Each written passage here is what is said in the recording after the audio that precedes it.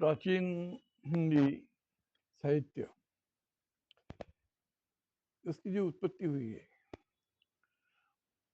उस पर प्राचीन बौद्ध लिपि और भाषा और साहित्य का प्रभाव दिखाई पड़ता है। तो हम चलते हैं प्राचीन बौद्ध साहित्य के ऊपर। आधुनिक हिंदी भाषा या लिपि उत्पत्ति जो होती है, जो लिपि है, तो इसे समझने के लिए प्राचीन भाषा लिपि को हमको समझना पड़ेगा। और पाली प्राकृत भाषा यह एक महत्वपूर्ण उसका घटक रहा है।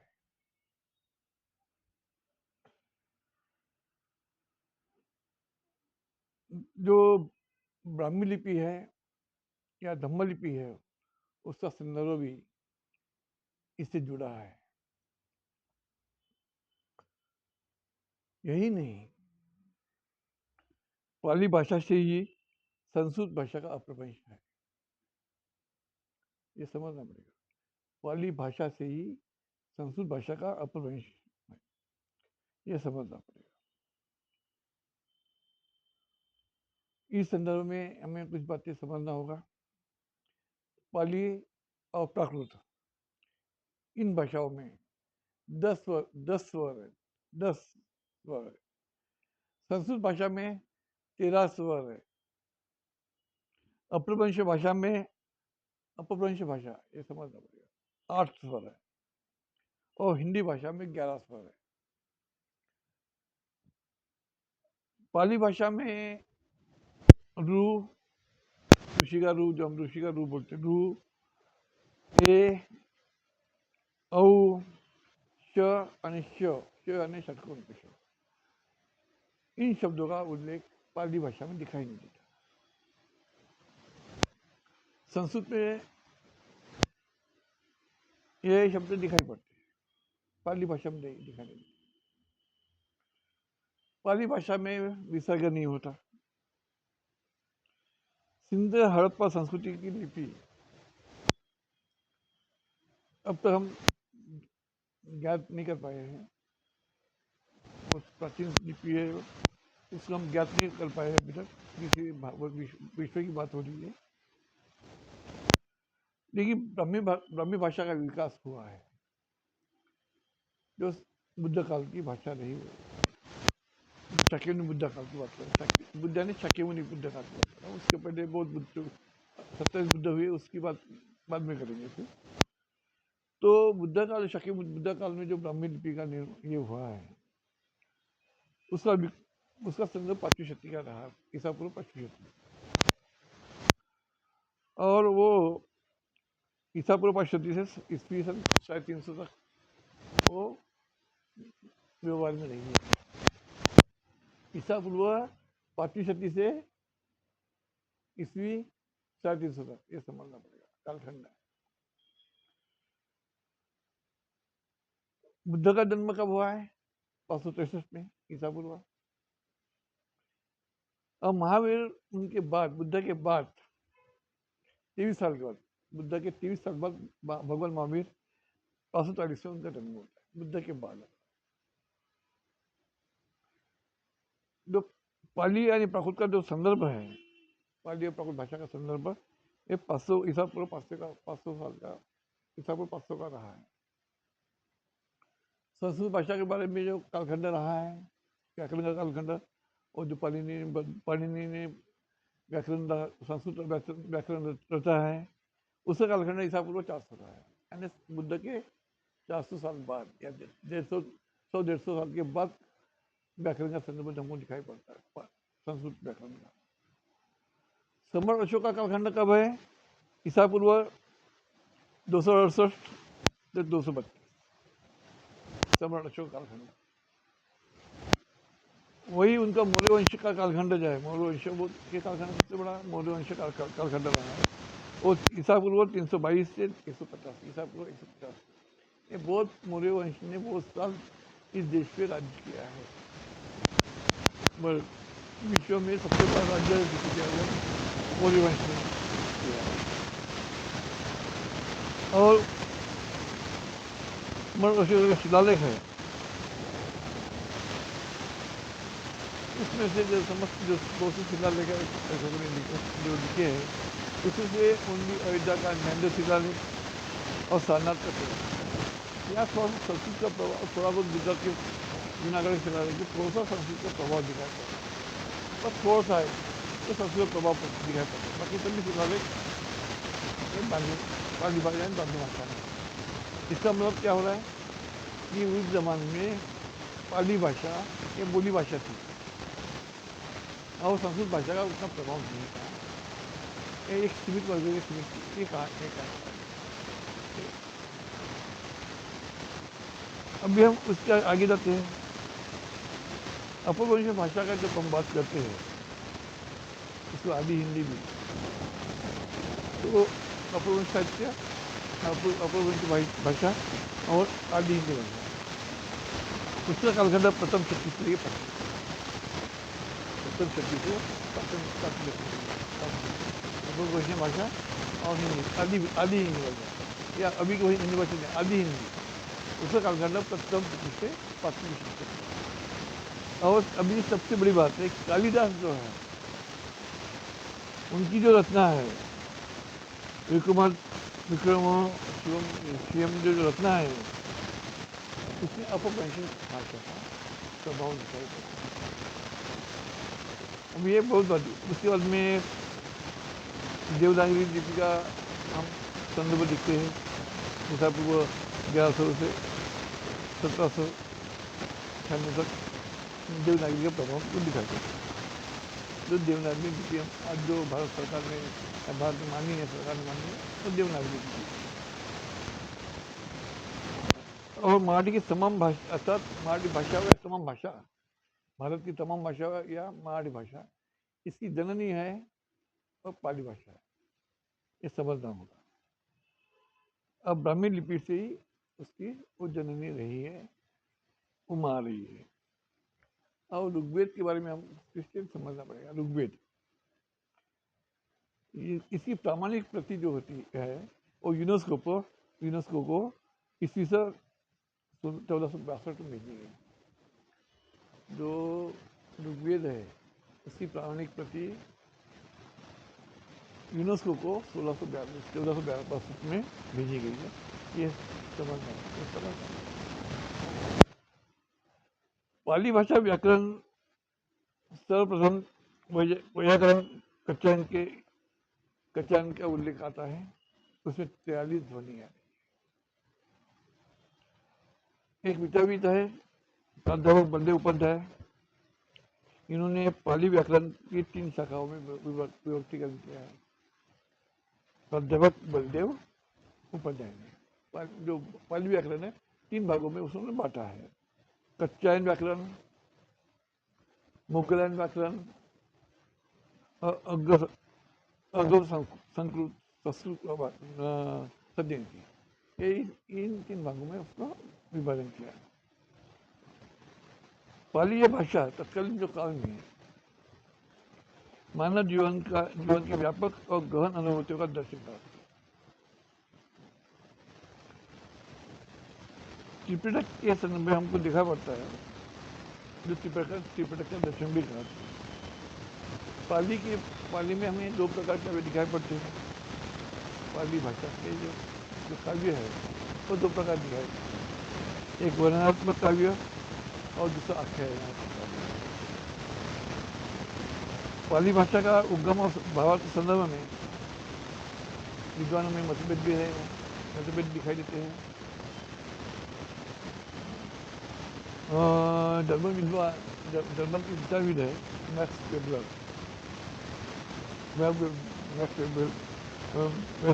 उन्होंने पाली भाषा को पाटलिपुत्र से माना है। उन्होंने कहा है पाटलिपुत्र, पाटली और पाली, पाटलिपुत्र का शॉर्ट में पाटली और पाटली का पाली, तो उन्होंने उगम पाली भाषा उगम पाटलिपुत्र से माना है। दूसरे विद्वान है नीलशंकर भट्टाचार्य, उन्होंने पाली का उगम पंक्ति शब्द से माना, यानी पाली का उगम पंक्ति शब्द से पाली शब्द बनाया, ये बात उन्होंने माना है भट्टाचार्य। और उन्होंने माड़ी को संदर्भ दिया, माड़ी में पाड़ी, संस्कृत में पालन, ये शब्द का उन्होंने उसका रेफरेंस दिया। आचार्य जो बुद्ध घोष है, उन्होंने इस उत्पत्ति को नकारा है, पंक्ति शब्दों को उत्पत्ति को नकारा है। भिक्खु जगदीश बहुत बड़े विद्वान थे, भिक्खु जगदीश, उन्होंने भी उसकी इस आपत्ति उठाई है।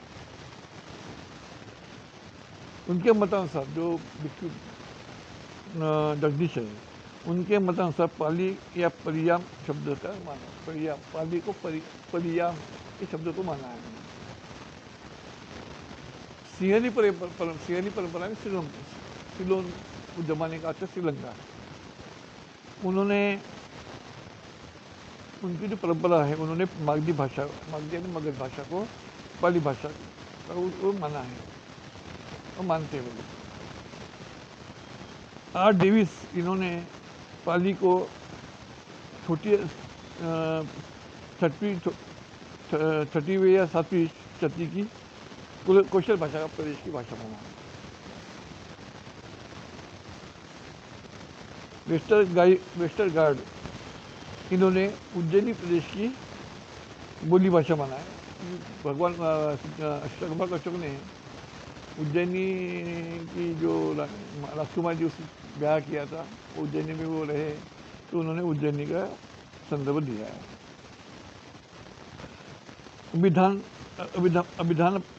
अभिधान पीठिका में पाली की उत्पत्ति पालेती रखती पाली इस शब्द का वर्णन मिलता है अभिधान दीपिका में।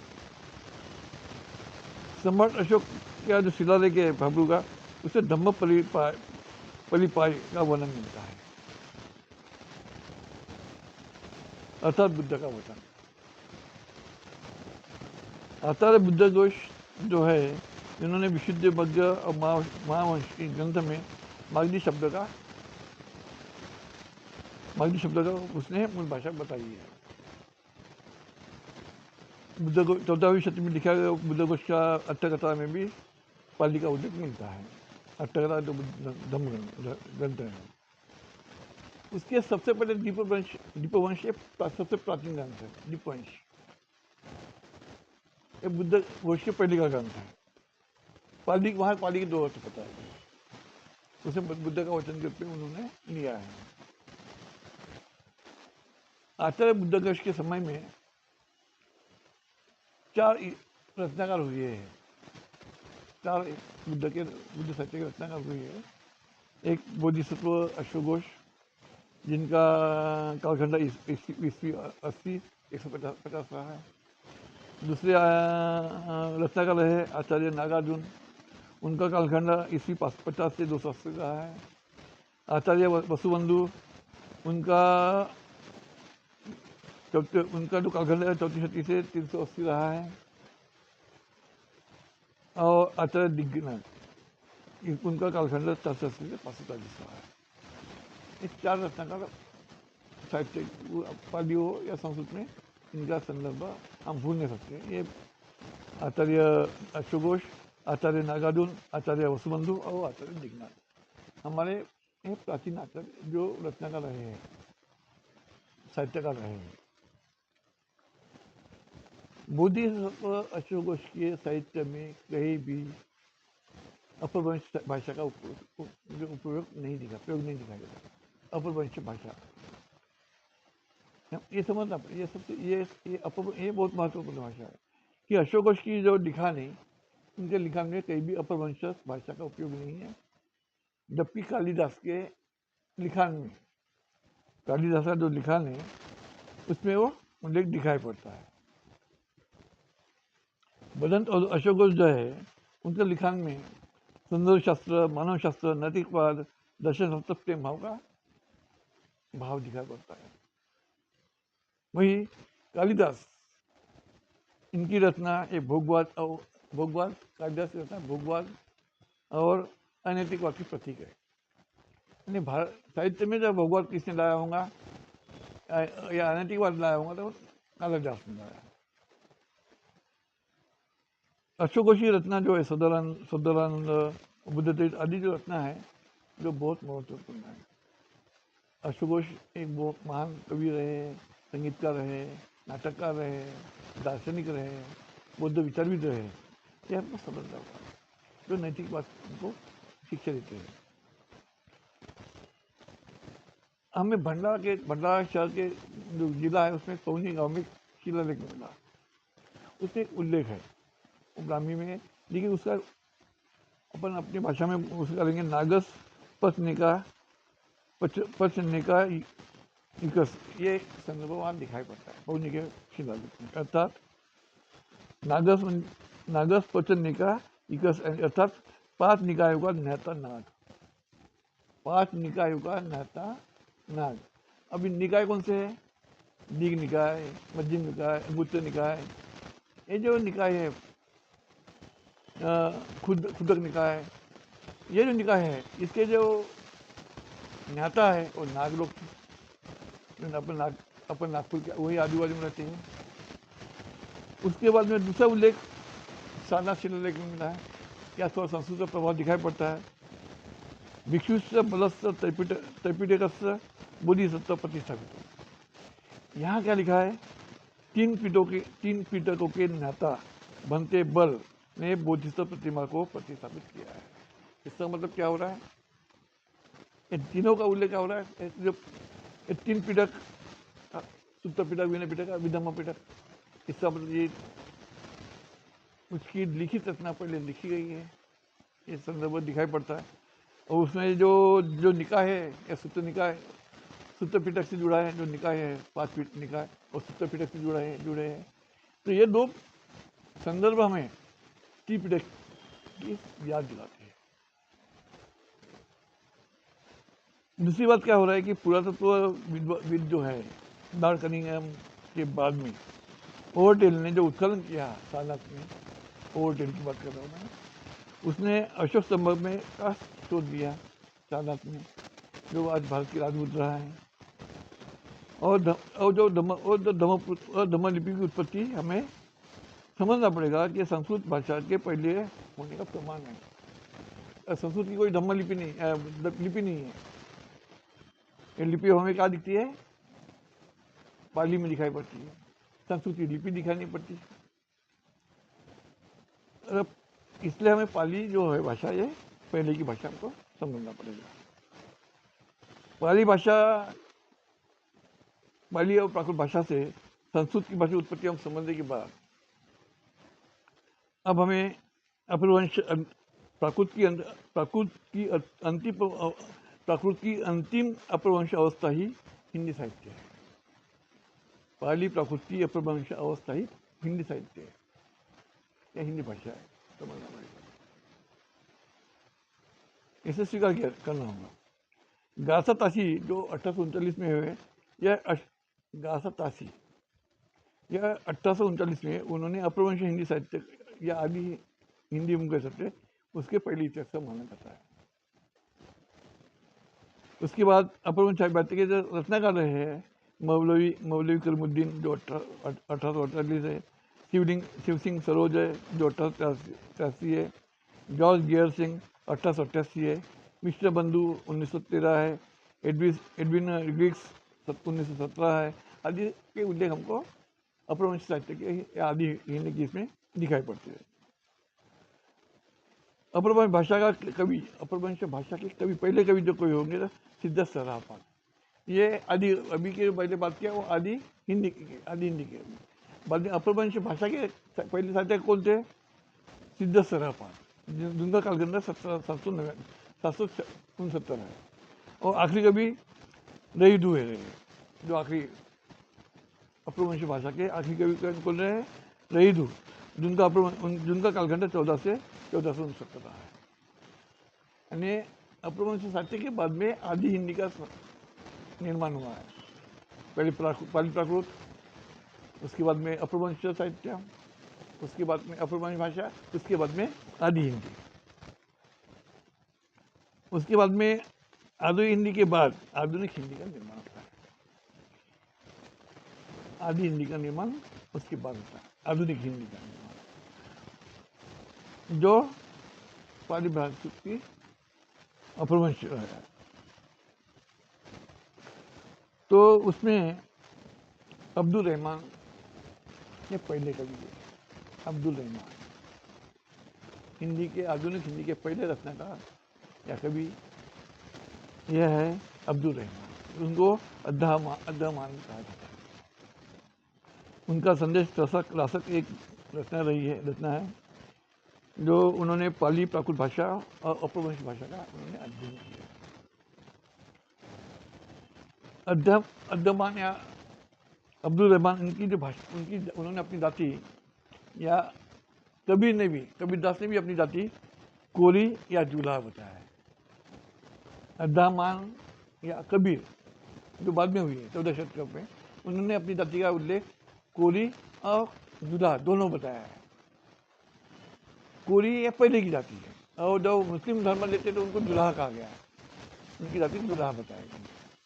और कोली का संबंध कोली का संबंध कोली से आता है, कोली का संबंध कोलिय से आता है। जो सिद्धार्थ गौतम बुद्ध की जो पत्नी है यशोधरा, उनका वो कोलियगंज से वो संबंध जुड़ता है।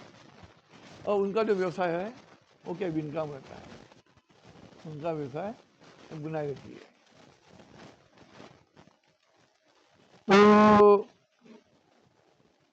उसी काल में अद्दामान के काल में ही शालीभद्र सूरी का कालखंड माना जाता है 1884।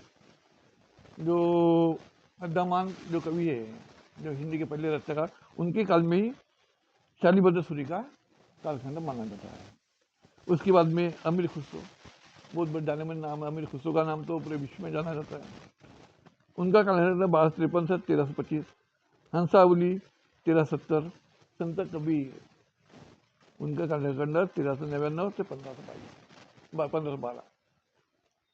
उसके बाद रामानंद 1400, कलामितुल हकायत 1580, नाबादास 1585, बनारसी दास 1601, गुरु अर्जुन देव जो सिखों के देव माना जाते हैं, गुरु अर्जुन देव या उनका ग्रंथ लिखा है वो कालखंड है 1604। सिखों के जो गुरु है उनका सुनना पाए। बाद में गोसावी तुलसीदास का कालखंड क्या है 1532 से 1623। तुलसीदास कई बाद में आते हैं।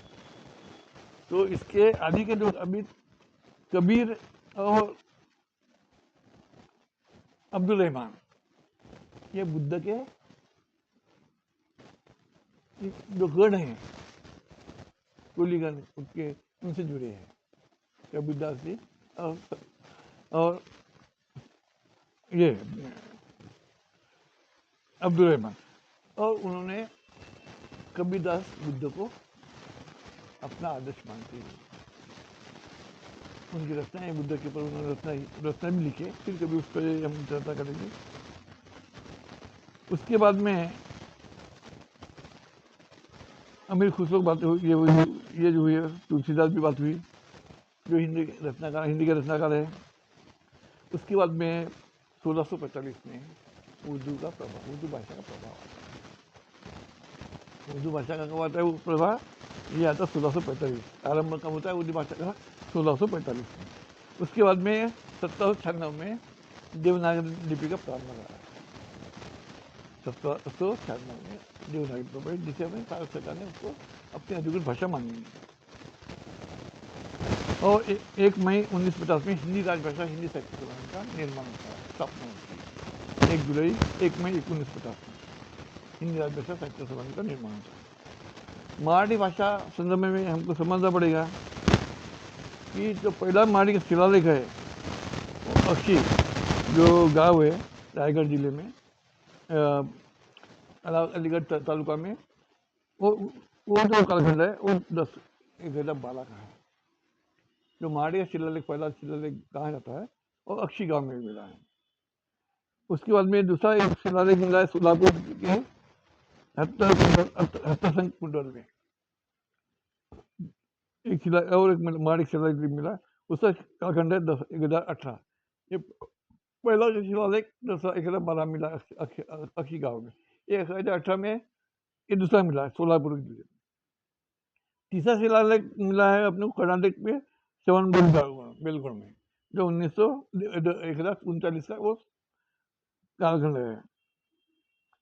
हम जब हम शिवाजी महाराज के संदर्भ में इतिहास में जाते हैं, शिवाजी महाराज कालखंड 1636 से 1680 में, तो उनके लिखे शिलालेख संस्कृत में दिखाई पड़ते हैं, मराठी में नहीं है। इसका मतलब ब्राह्मणी व्यवस्था का प्रभाव उस कालखंड में बहुत गिरा ये दिखाई पड़ता है, इसलिए वो शिवाजी महाराज के शिलालेख ये संस्कृत में है। उसके बाद में संत नामदेव वो कालखंड शिवाजी महाराज के पहले के रहे संत नामदेव जो शिंपी थे, उनका काल 1270 से 1350। संत जनाबाई उनसे बड़ी है, उसका कालखंड है 1258 से 1350। संत चौकामेड़ा वही कालखंड है 1273 से 1338। ये तीनों कालखंड सेम है, जनाबाई सबसे बड़ी है। फिर इन्हें ये इनकी कविता को उन्होंने मराठी का आद्य कवि ब्राह्मणी व्यवस्था नहीं माना, जबकि ये मराठी के आद्य कवि कौन है? संत नामदेव, संत जनाबाई है, संत चौकामेड़ा है, मराठी साहित्य के आद्य कवि है। जबकि इन्होंने किसको माना हुआ आद्य को, किसको माना मुकुंदराज, वो भी 12 वही कालखंड है, ज़्यादा फर्क नहीं है। बाद में संत ज्ञानेश्वर वही कालखंड वही है। तो ये सबको समझना पड़ेगा वो कालखंड में ये हुआ है। तो उसके बाद में ये ब्राह्मण कवि है, इसके बाद उनको मराठी का आद्य कवि कहा गया, जबकि आद्य कवि है संत नामदेव, संत जनाबाई, संत चौकामेड़ा। उसके बाद में और जो कवि है उनके बाद